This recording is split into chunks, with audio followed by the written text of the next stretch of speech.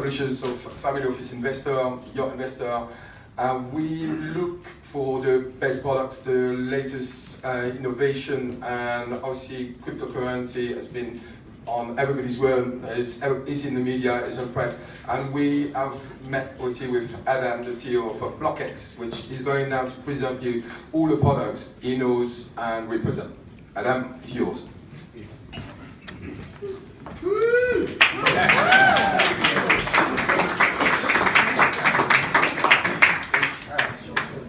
First of all, I'd like to thank Xavier for helping us put it together, and our host today at 3 Square. It seems like a beautiful place, and I look forward to seeing some of the facilities. Were we able to get the deck working, by the way? No.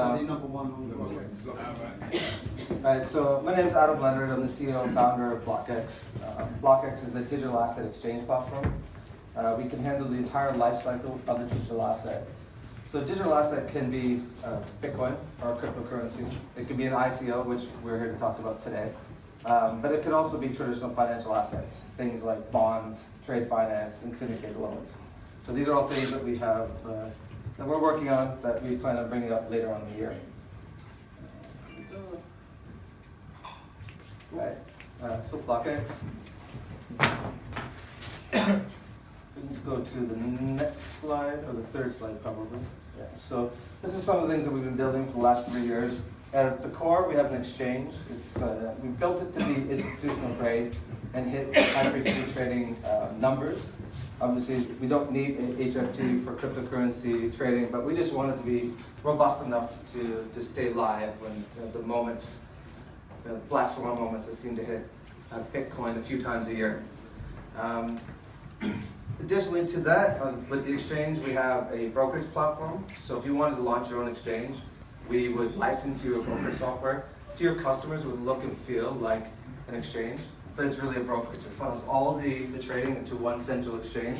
So hopefully by the end of this year, we'll be a top 3 cryptocurrency exchange or digital asset exchange by the end of the year. Some of our customers are actually here today. Here, we have one of our brokerage clients, and right there, in the back. So we have about 9 going live. We're lucky enough to have 2 of them in the room today. Now, what we're in the FCA sandbox for is originating bonds. So this is a traditional cash bond that's leveraging blockchain technology. It allows us to bring a bond to market about 80% quicker, about 75% cheaper, and it leaves behind a self-servicing asset that you could trade 24 hours a day, 7 days a week. Building upon that, we're going to work with a company called OpenText, which does integrations into the top 22 to 25 supply chains around the world. That's 600,000 factories and suppliers that are tied into these supply chains. We're going to do trade finance. We pull the information out about bill of lading and invoicing, and then we allow institutions to invest directly into it, knowing the institutions have the benefit of knowing the relationships are real, the invoice is real, and also where the stock is as well. So a much better trade finance product. And then out of Taiwan, we're working on a JV with the Taiwanese government to do syndicated loans. So they're going to build a product extension on top of our platform. We'll launch it in Taiwan with 10 banks and 3 insurance companies, and then roll it out to the rest of the world after we've proven it out in Taiwan. But today we're here to talk about ICOs, and really the theme of the day is to buy ICOs, and we brought some of our customers here, and we'd like to turn it over to them. So Adrian Clark, who's from Evident Proof, he has to leave quickly, so we're going to let him kick it off. Thanks very much. And I'll pass it on to Adrian. Okay, can everyone hear me all right? Oh, I'm sure I don't deserve that. Okay, I'm going to run through this fairly rapidly, and then I've got to leave for Heathrow, but I want to leave some time for questions. So Adrian Clark, ex-CTO for Microsoft. I'm going to talk to you today about an ICO which has spun out of a project we ran at Microsoft the November before last. One thing I'd like to do initially, if that's okay, is to kind of get a view of who's in the room. So, is there anyone in the room who's already invested in an ICO? If there is, could you hold your hand up? Cool, quite a few. And anyone in the room who's planning to launch an ICO? Stacks of them over there. Great. By the bar, I noticed. I hope there's no correlation. Okay. whoever's controlling the deck, if you could just sort of keep flicking through the slides, I'm going to be speaking at random, really. Okay, Evident Proof spun out of a project which we ran at Microsoft just over a year ago, where we set out to see if it would be possible to create an immutable, unhackable database using blockchain. The proof of concept that we ran was a success, and since then I've launched Evident, which owns the IP, and we've built that out into an enterprise platform offering. The platform enables anyone with any generic form of data to bring it to us. We can supply them with 100% accurate and provable provenance records around data. We're compliant with most of the security standards available in the world. The way that the platform's structured means that we will be compliant with most of those to come as well. And the same for data standards as well. So our clients get proof verification of data, they get compliance in an environment where compliance is becoming much stricter. Compliance standards are going up all the time.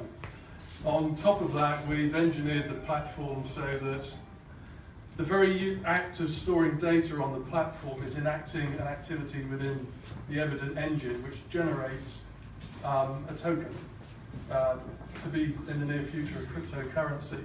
So for the ROI for the clients is that they can take any data event they store with us, we can give them a proof certificate if they get challenged on it. That proof certificate is structured so it goes above and beyond balance of probability and reasonable doubt, so they can take the proof to civil and criminal courts. And on top of that, we're enabling them to generate value from their data in a way that they've never been able to before. And that's in the form of a token. So we will be marketing the platform with marketing partners like Microsoft. I was previously running a division there where we were delivering Microsoft's tools to the development community, which is exactly what we're going to be doing in Evident. So we're going to be carrying out strategies which we know work. The platform and all of the documentation in our offer package, which is hopefully something you'll be interested in seeing tonight, has been verified to an IPO level. That is UK public offer level verification in London. All of the evidence to support that is on file with CMS, Olds Lane McKenna in Cannon Street. Anyone who's interested in investing is welcome to go and view that evidence if they wish. And what else can I say? We have currently got our pre-sale open. That's about half done at the moment. We've been invested in by the market makers who were behind Ripple, for example. They bought heavily into Evident. They'll be doing our market making. So I'm convinced personally that it's a success already. And where are we up to on this? How many slides left? Any idea? How does it work? Okay. Before I head off to the airport, has anyone got any questions? And if you need to talk to us or you want any information on the ICO, the wonderful Louise is over there next to the Evident Proof banner. Just go and speak to her, she'll be delighted to help you. So, any questions? How about an example? Example of a client that might use it. Oh, an example of a client? Yeah. Okay, we've got a few. One that we've got at the moment. We've got a few actually. For instance, there's a council using the platform to verify all the taxi driver license verifications they make before they issue a license. So they can prove in the future if the taxi driver does something illegal that they verified him in the correct manner to help reduce liability and litigation in court. We have another manufacturing client, a very large company, one of the largest companies in the world, who's storing the provenance of manufactured items on the platform to help them prove in the future that a specific item is genuine or is not genuine. So for example, they make health and safety products like full safety harnesses and respirators. These things are being counterfeited in China.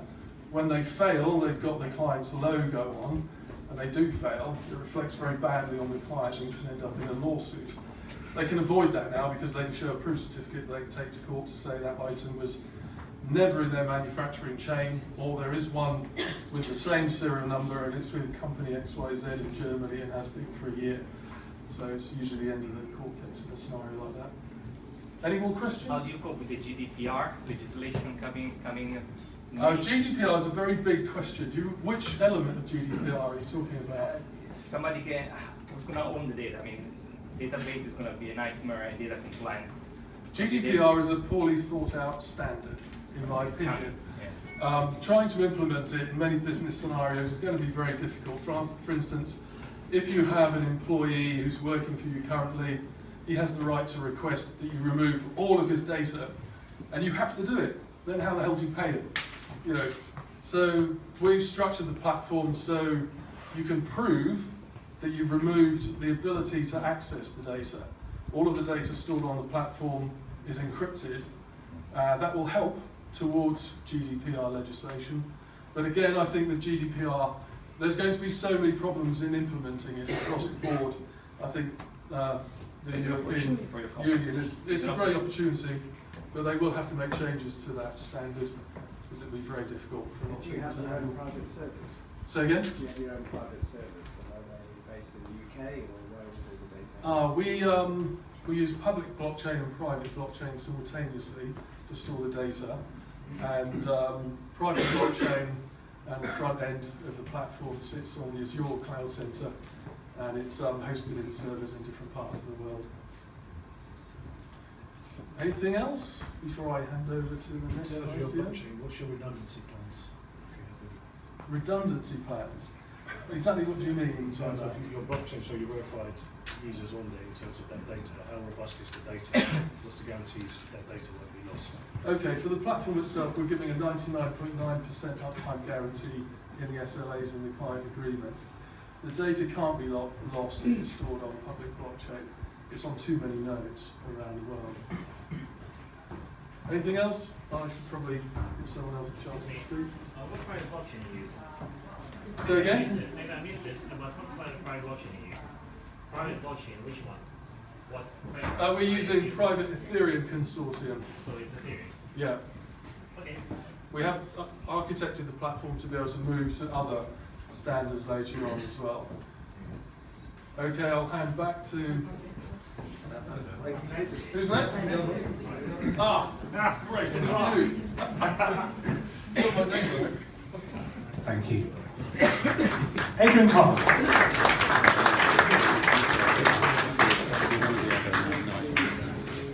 I'm not a fan of slides, but I am a fan of shadow puppets. But I won't be using those during the presentation. My name is Richard Scaife. I'm the CEO and co-founder of Yovo.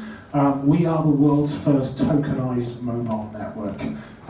If anybody wants to have a look at my phone, you can come and have a look at the mobile network later on, up and running. We're partnering with mobile networks around the world to give end users a very different way of participating with their mobile operator. We also have a value proposition called Yovo Go. It's a virtual SIM. It means you can have mobile numbers in many different countries. So your mobile number is decentralized from your actual location. And we have relationships in place with mobile operators in 130 countries and 500 different operators. So the tokens that you actually earn on the Yovo network go towards your mobile phone bill.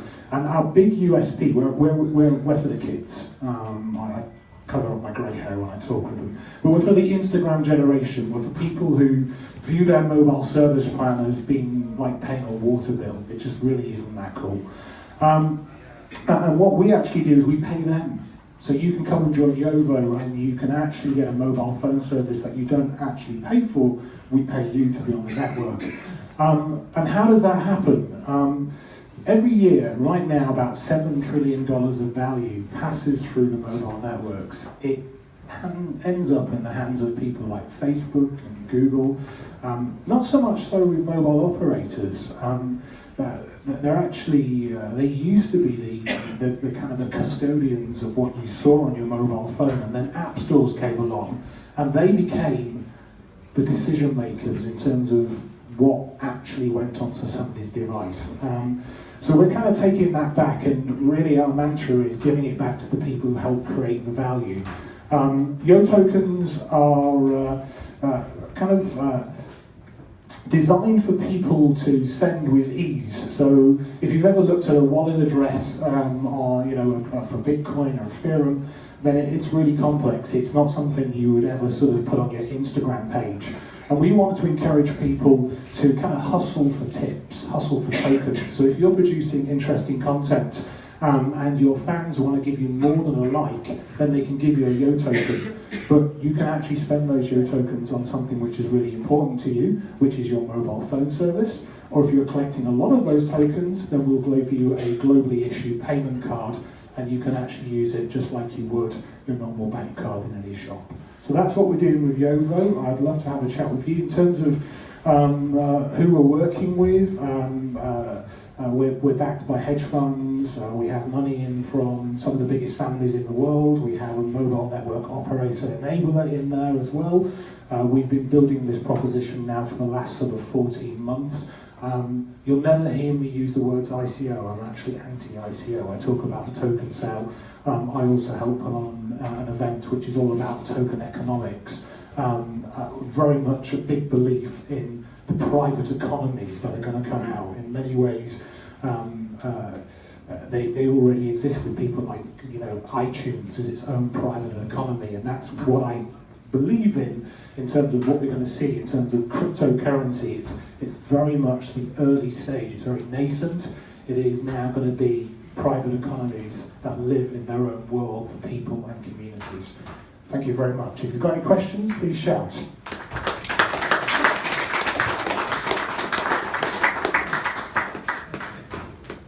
No questions. Fantastic. I think Modex is next. Where's Modex? Right. Thank you very much. Cool. Good evening, my name is Mark Olson. I'm Head of Business Development at Modex.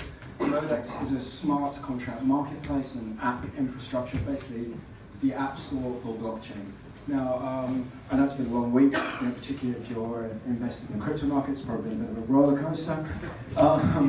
So I'm going to go no slides but video if my good colleague over there can rack up a Modex. Power weeknights at 1900 CET on CNBC.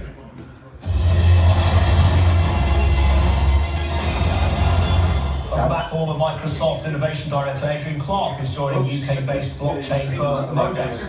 He's the latest in a slew of tech executives to join the startup that is developing the world's first app store for blockchain. This also comes as Modex is scaling up. Marketing down. Yeah, sorry. That's unfortunately the wrong video. Which is a bit wrong guy. Yeah, so what can I tell you about Modex? So obviously, blockchain is cool, it's happening, but widespread adoption hasn't taken place. Take your microphone, stop. Can't hear you. Take your microphone on, Mark. Is it on? Is that better? Yes. Hey! So, given all the blockchain developments recently and the technology that's available, obviously widespread adoption is lagging a long way behind that. We at Modex have evolved our company out of our existing company, which is Money Now Me. The company that's been running for 3 years. It's a social payments mobile application. And what we wanted to do was to move into cryptocurrencies and build that into our application. And as we went on that journey, we realized that was a lot more complicated than it seemed. So what we decided to do was to build the world's first app store for blockchain, Modex. From a development perspective, why is that interesting? Because it will allow developers to monetize their skills, go to market and sell the work that they're doing to end users. And from a business perspective, why is that interesting? It's because businesses will be easily able to identify and find and deploy smart contract technology that serves real-world use cases. We're currently in our ICO. We're in pre-sale mode at the moment and we're listed on BlockEx. The general sale will commence on the 28th of March, and we will have a live viable product that launches on the 15th of March as well. So it's a tangible ICO, a tangible product, and yeah, I'm happy to discuss it in any great deal, should you want to. And I'm very sorry about the video. It's very embarrassing. Any questions? Hang on, here it comes. Although Adrian got double marks, which is good.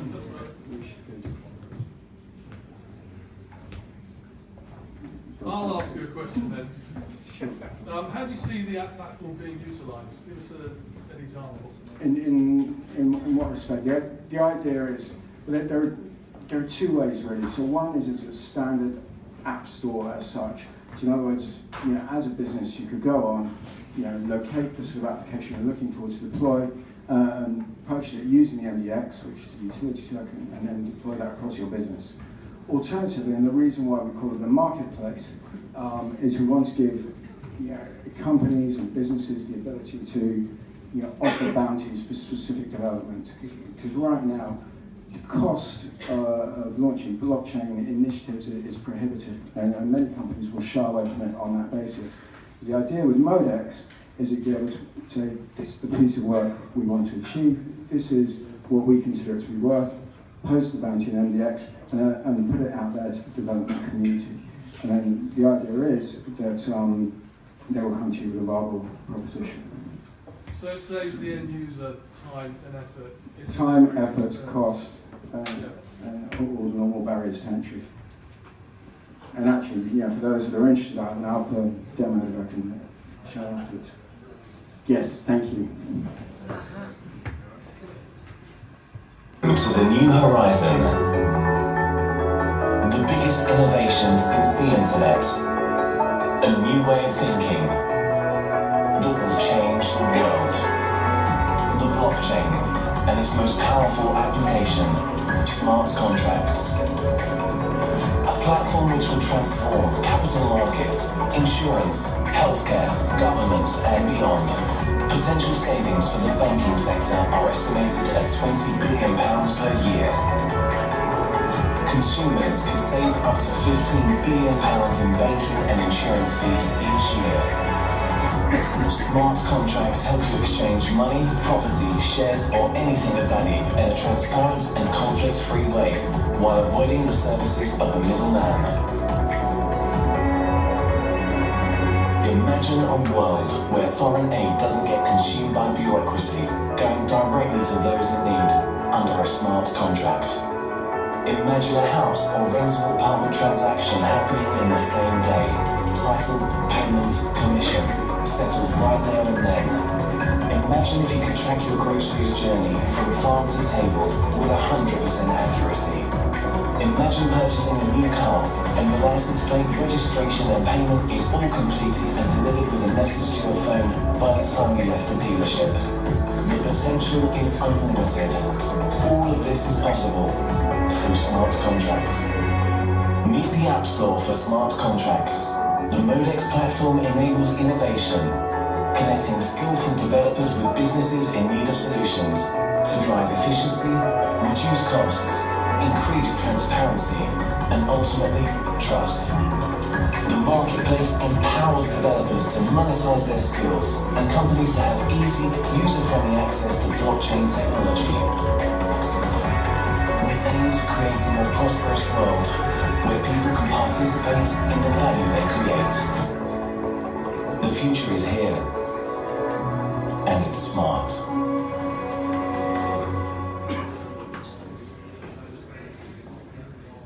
So that's Modex. The future is here and it's available, and the Modex story is really one of adoption. How can we make smart contracts more widely adopted? And then we believe the answer is in simple plug and play apps.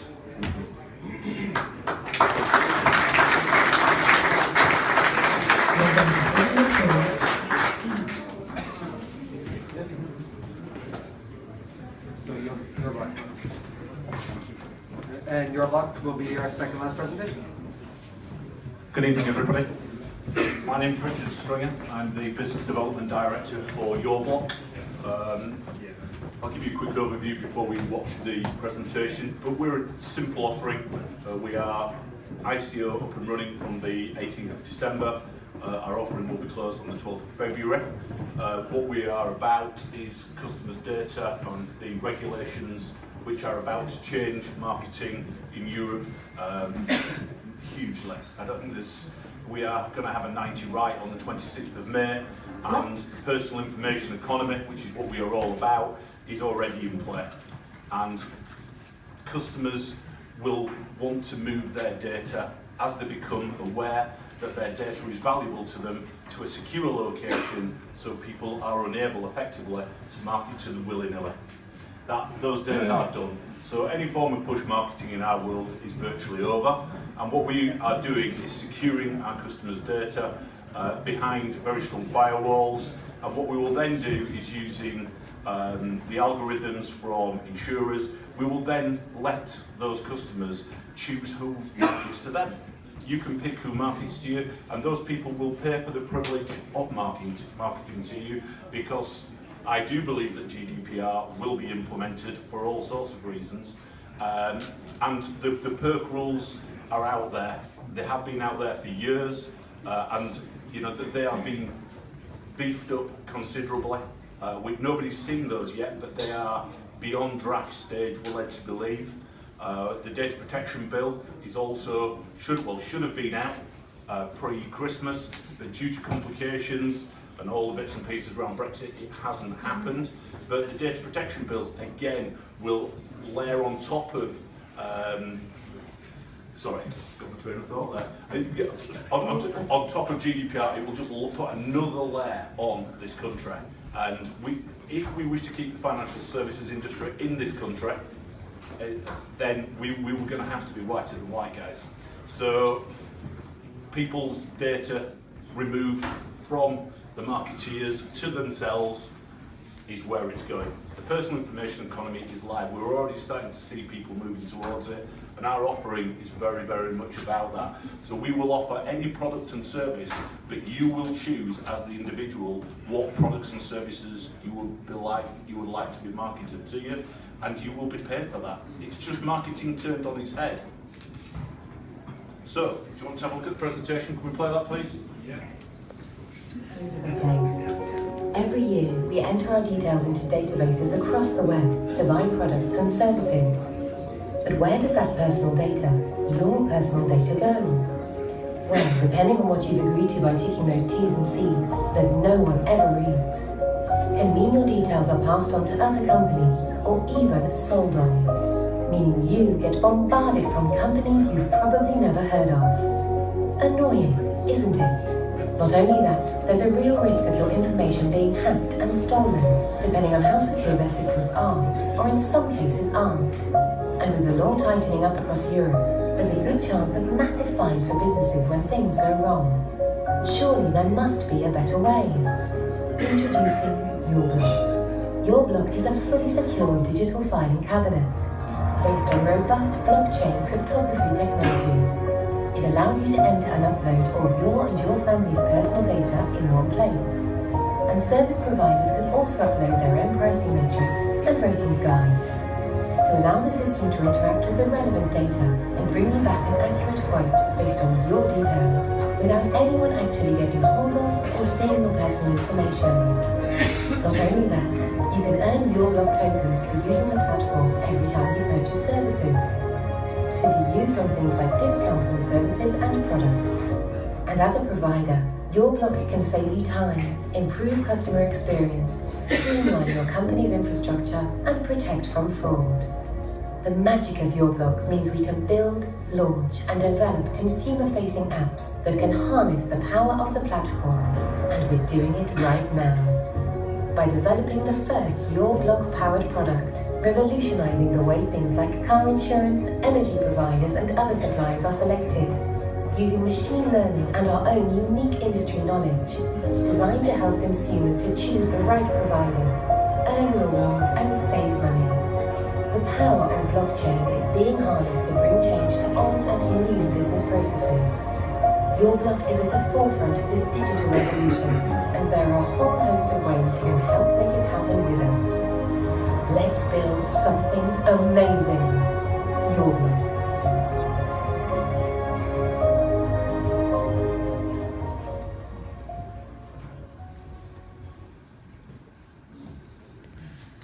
Any questions? So you're storing the data in kind of different wallets. Yes. And the private keys to that wallet are held by you or by the consumer? They're held by the consumer because it's your data. Okay, and the business model is that you give access to this data to companies? Yes. Okay. But they never get to see the data. Sorry? They never physically get to see the data. Okay, So it's hidden from them. What you would do is, for argument's sake, you wanted a car insurance product. Yeah. And you'd said to us, instead of going out to the general market and having 100 people quote you, and you get the paper behind the door, you would say, I would like Direct Line, Churchill, da da da da. And only the organisations that you chose would provide you with a quote, and they would never see the information. So the information stored on one side, your personal information on the other. The underwriting sees that information, provides the quote back to you, but the underwriter never physically sees your personal information. Got it. Okay. So the idea is to eliminate brokerage effectively? Yes. Okay. It's not. Well, yes, it will get rid of the brokerage. The brokers are taking commission, so it's basically moving the brokerage commission, and if the broker takes 5%, you might take 2%, 1%, but you're taking a share which previously has gone to a broker. Yes. Okay, yeah. How are you monetising that value of that data? How are you monetising the value of that data for the consumer? We're not monetising the data for the consumer. The consumer's monetising their own data. We're only storing it. Pardon? How do you help that transaction happen? Well, as the customer's data is stored, and the customer says, these are the people that I would happily take marketing from. So when we're getting around to renewals, let's use insurance because that's quite easy. So as renewal time comes for car, pet, travel, whatever you want to do, the companies which you've chosen and selected, they then give you a quote. But that quote is paid for. It might be 50 pence, it might be £1. So that is then transferred into a cryptocurrency and coins that you can exchange for rewards down the line, but add genuine value to the customer.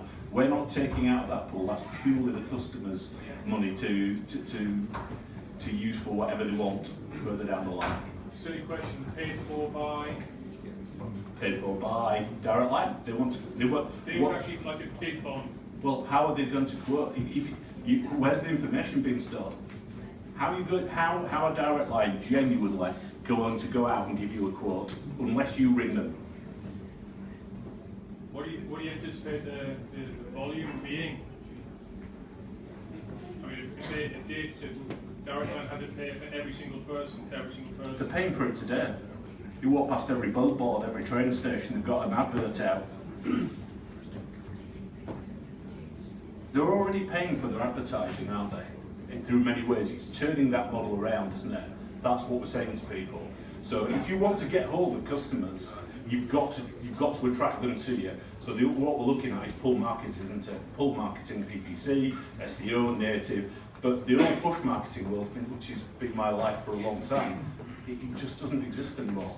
And the 3 or 4 of us that have put this together have lived in that world for a very long time and couldn't see another way around GDPR other than giving the customer the true ownership of their own data and letting them choose who markets to them and being paid for the privilege. So when you, I think, the way, or the industries I see this is financial services. Yeah, but it would go anywhere. If you're an insurance company, you're a bank, and somebody's coming up for a renewal, what's the discount, typically that a financial services company would give somebody to do a renewal when they're an existing customer. And when you actually look at the discount they'll be prepared to give, what margin would that leave somebody like you going forward? We will only take a very small percentage of whatever there is in there. The idea is to drive down the cost for the customer. So really it's, you're not looking at repeat business for financial services, you're looking at actually driving new customers into their business. That's what it's got to be. It's you using your own. It affects everybody in this room. If you have been given the opportunity under GDPR to own your own data and do something with it, and the opportunity we saw was to enable you to earn something out of that, and instead of everybody else hoiking around the market and earning a fortune out of it, that's passed back to you, isn't it? once and for all. That's yours to do with what you want, and that message won't take long to get out amongst the general public. You know, you've got something that you've never earned money from, well, you can be earning money while you sleep. So, who are you actually selling to? Who are you building relationships with? Are you building relationships with people like Aviva? Yeah. Are you building relationships with people, basic brokerages, directly insurance companies? We've got both sides of the coin. We've got to build a relationship with the customers to get them to put the data into the vaults, if you like. But you can incentivise them by paying them coin. Yes. Yeah.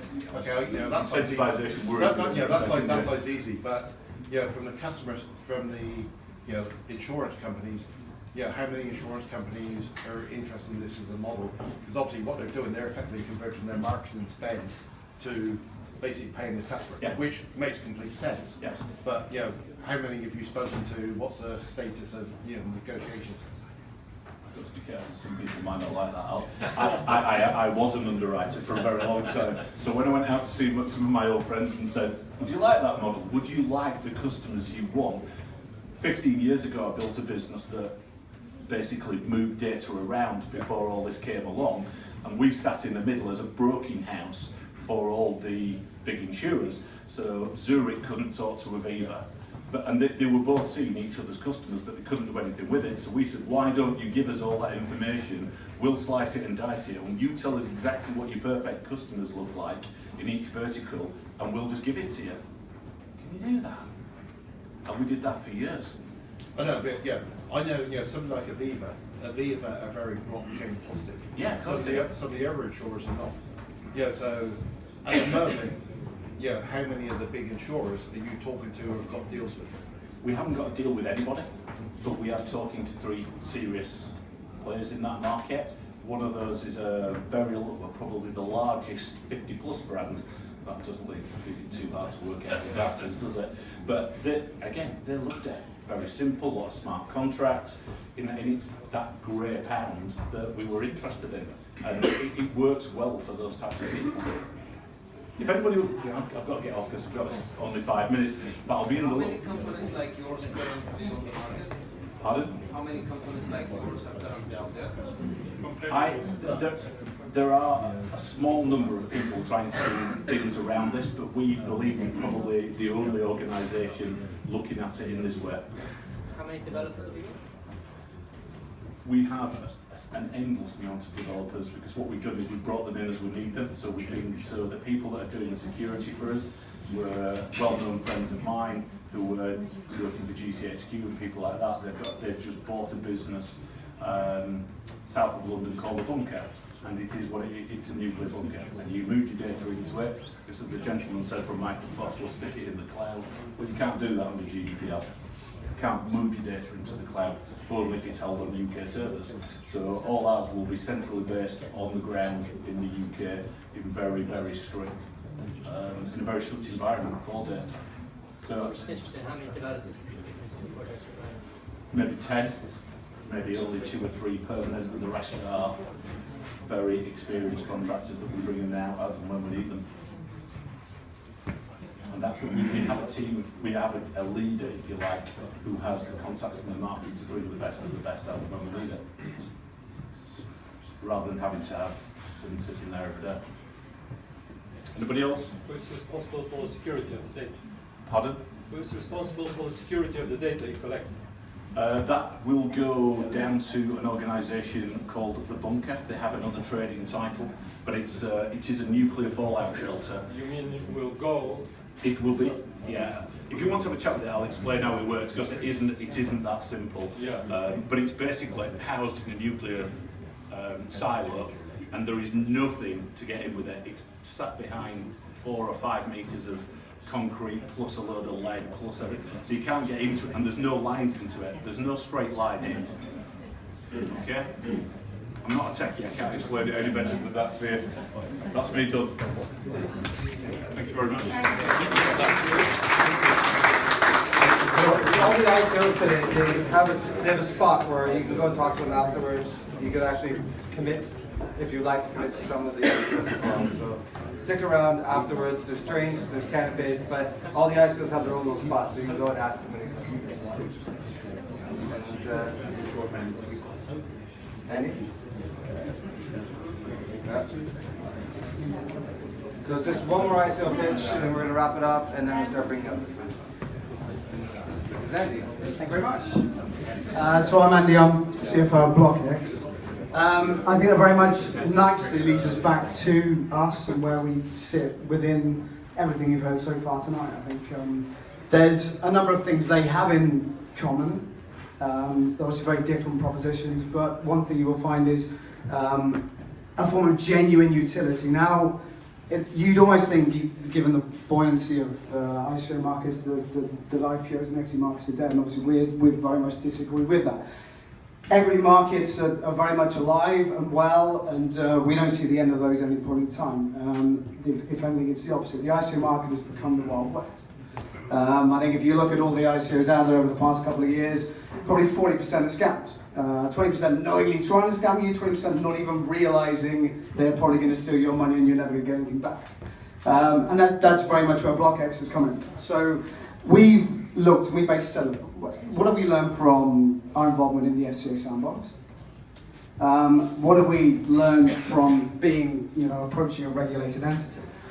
We've taken those principles of governance and we try to apply those to the ICO world. We vet everybody that comes to us. We've turned away far more people than we've allowed on in terms of the plans, what they have, and whether we'd allow them to be on BlockEx, simply because look, we're trying to set up a two-way advantageous street. The higher the quality of the ICOs we bring onto our platform, the higher the number of investors that will trust us and will participate in the ICOs that we bring on. And likewise, the more participants we have in those, the higher the quality of ICOs. So it's very much a two-way street. So look, if we build trust, if we put proper governance into the ICO market, then we create something fairly unique. And that's what BlockEx is. So, what we've done, we're hosting our own ICO as well. So, BlockEx's ICO offering essentially is the digital asset exchange token. Now, at our core, we're an exchange with a digital asset creation tool. We can create tokens, we can create coins, token sales, which are the various terms you prefer, and we can issue them onto the BlockEx platform. The DAX, the digital asset exchange token, which is our token, essentially is an access token that allows you into the discounted pre-ICOs of any of the tokens appearing on our, any of the token sales or ICOs appearing on our platform. So if you want a guarantee place, we think this is the fairest way to do it. So it's a pot allocation system, a present for the genuinely good ICOs. We've seen it a lot in the market where a whale would essentially come in and take the entire allocation. Now, we don't think that's fair. We've gone for similar to an IPO style of issuance where we will guarantee you a place within the pre-ICO if you burn 2.5% of the notional of what you want to invest in that ICO. You burn that as long as you hold that in DAX, we'll guarantee you that place. Now, if that pre-ICO is oversubscribed by 10%, you'll receive 10% less, but you will get an allocation of that ICO. And we think that's the fairest way of an ICO. So we vet these things, we check they're compliant, we insist on legal opinion from a reputable lawyer. These tokens need to have a genuine utility. Now, an ICO is a fairly unrivaled instrument for raising funds, if done right, by the right company at the right time. Not only is it raising funds for the company to invest into the future of it, but it's securing a captive audience. Everybody buying into these tokens is essentially somebody that's going to participate and become a client of your business. Now, there's no other way of raising debt that can guarantee that kind of future. And obviously, most of these, when they end up on the secondary market, people are expecting a liquid market in which they can either buy further tokens or they can liquidate their existing holdings. In order to ensure that, we need to make sure we have a decent two-way market. We need to make sure we have this captive audience of people who are willing to trade both ways. So we insist on that genuine utility. We insist on legal opinion from a firm, but even then, we turned away one ICO that came to us that had a legal opinion saying it was a utility. It's not a security. It's extremely important to us, at this stage at least, until we get out of the FCA sandbox, that these things don't have any form of security. We have turned away one already that we thought, even in our opinion, even though it had legal opinion, that this was too close to being a security. So we're putting in a layer of protection. We're trying to increase governance, and we're looking to basically ensure that the ICO world becomes as fair as can be.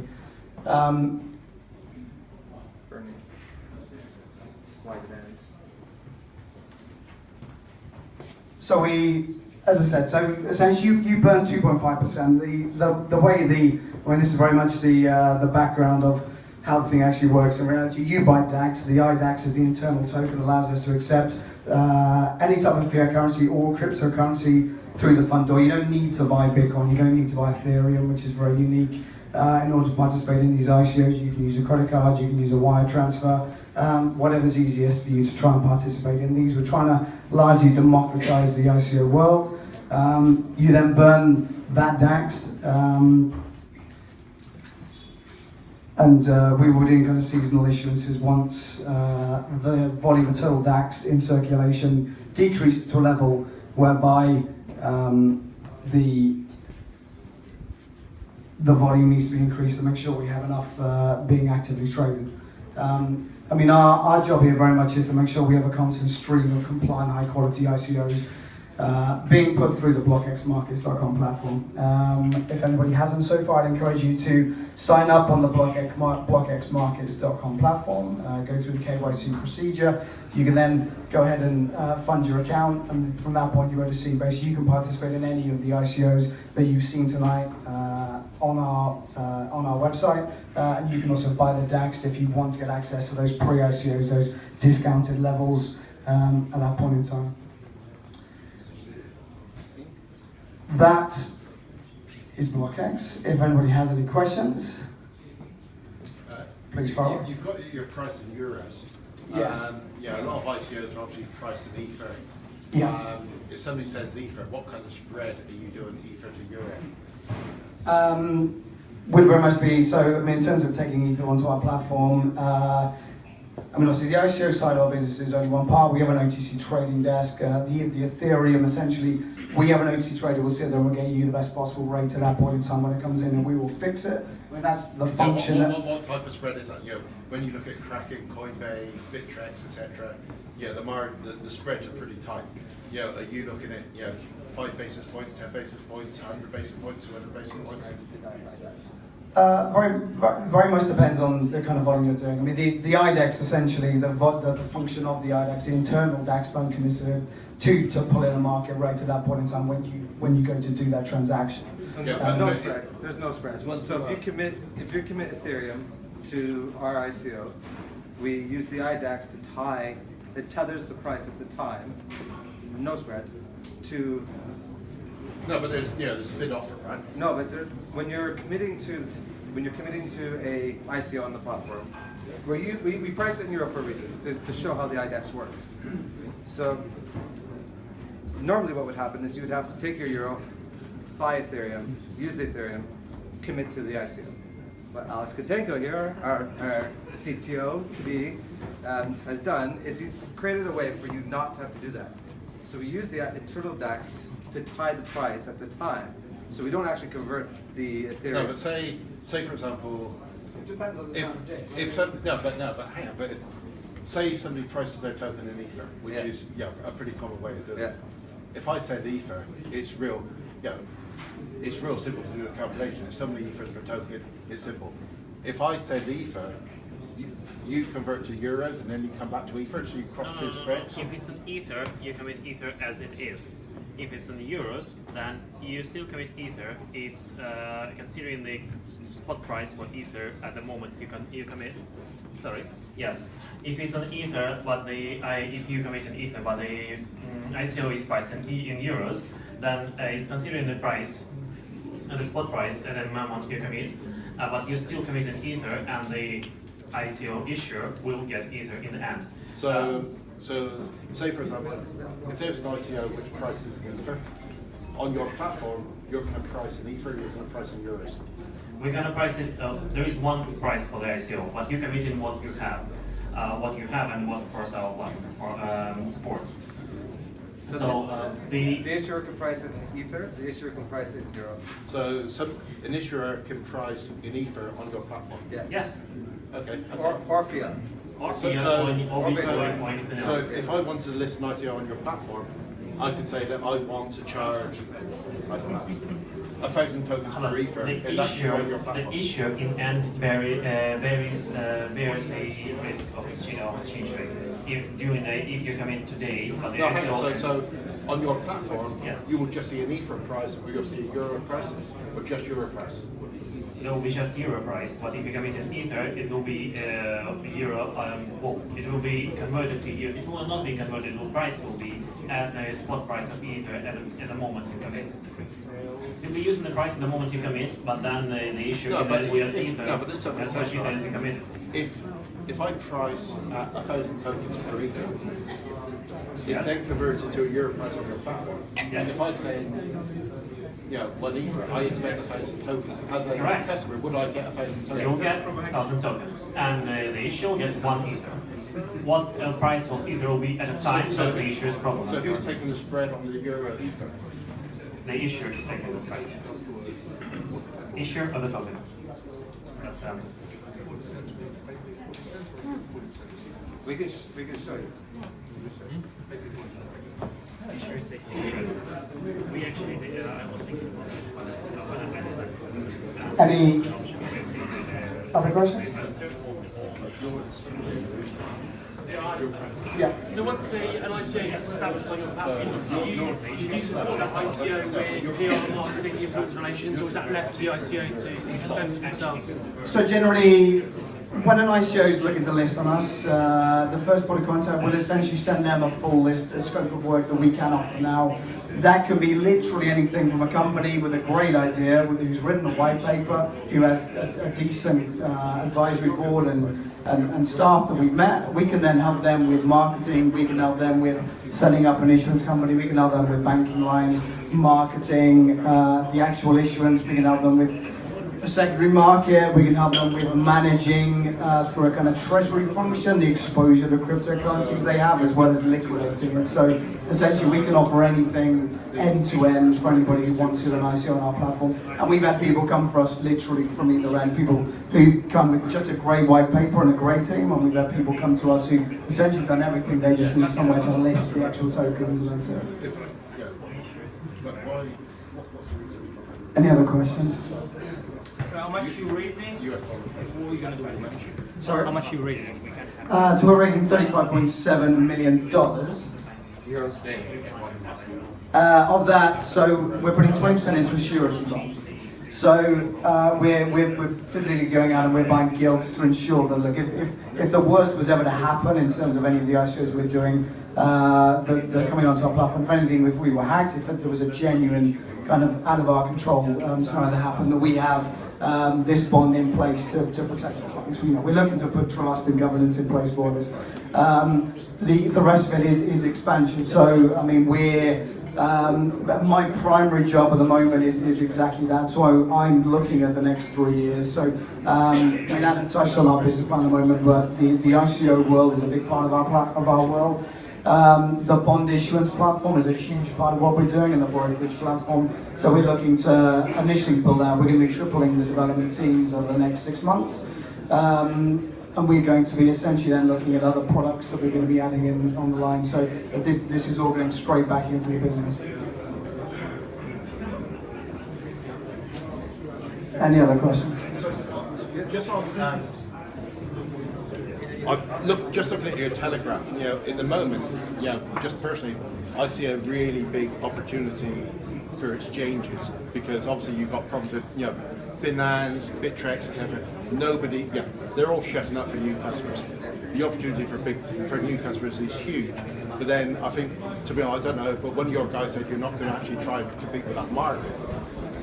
So when you actually look at the exchange going forward, what's sort of the plan for the exchange? Because just personally, I think the exchange opportunity is absolutely massive. But so, like we said earlier, we have customers here that are white labeling our platform.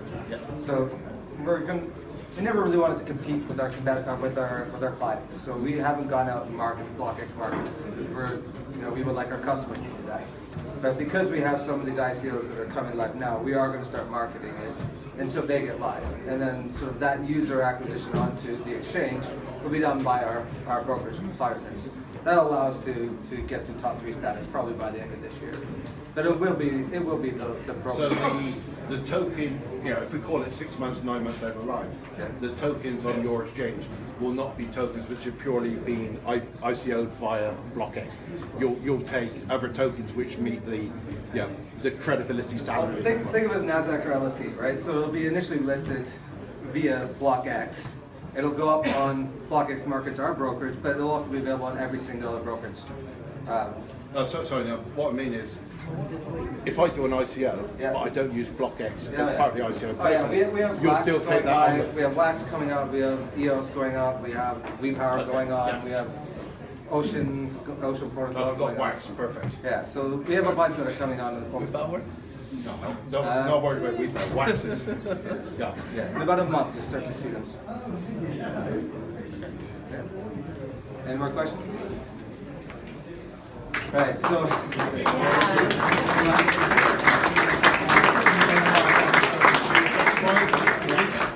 and so what we wanted to leave it with is there was a venture capital company that did a report on the success of ICOs last year, and the company's called Mangrove, and they basically did a blind test, throwing darts at the board, and the report came back saying that if you just literally close your eyes and picked ICOs, you would get a 13.2 times return on your money, a 1,300% return. And that's not without even looking into them. So we think with what we're doing, where we actually put the effort in to filter for you guys, that that probability of getting that type of return is much higher. So you don't have to close your eyes. They're very good ICOs here. There's a lot of ICOs that are coming that are also very good. So we ask you to find all of our ICO customers. If you're interested, register your intents, come on the BlockEx Markets, go through your KYC, and start committing to some of these really good ICOs, and be prepared for the ones that are coming. And I hope you guys have a great night.